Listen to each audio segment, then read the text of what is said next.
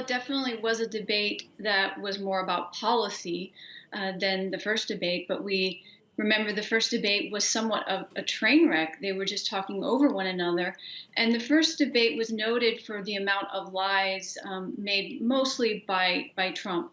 Now, this debate, Trump also engaged in a lot of falsehoods, as he normally did, but he was a little bit more measured than before. But I think the issue for Trump was that he needed to come away with a really big win here. He needed Biden to falter and to fall apart, and that really didn't happen here. We have 48 million people that have already voted. There are very few undecideds, and Trump was going to need to move people who were already going to vote for Trump away from him or to get some of these undecided people to vote for him.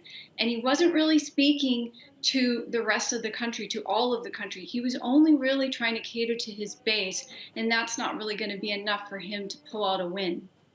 So you don't see this debate being able to change voters' minds in any way? No, I don't think it is going to really change people's minds. It was important for Biden not to fall apart and to remain presidential and to not take the bait. Trump did try to make the personal attacks, trying to attack Biden for being corrupt, trying to argue that he's a pawn of the left. But every time Trump tried to attack Biden on the issues of corruption or his own corruption or his family's corruption, Biden was pretty swift in responding, well, you need to release your tax returns before you start talking about corruption. So there was no big surprise that Trump could pull out of this debate that would really change the minds of voters. So obviously the coronavirus pandemic is one of the key topics ahead of this election, this presidential election. With Trump having actually had the coronavirus himself, how do you think that affected last night's debate?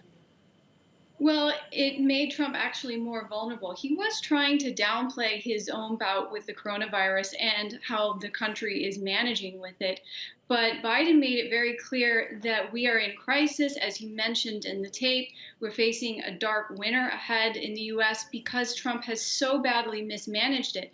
And he kept emphasizing the number of deaths higher than any country in the world, over 220,000 people. So none of this was something that was going to look good for Trump. Trump didn't want the debate to be about the coronavirus, but that came up again and again because that's what Biden feels is really the major issue of this campaign.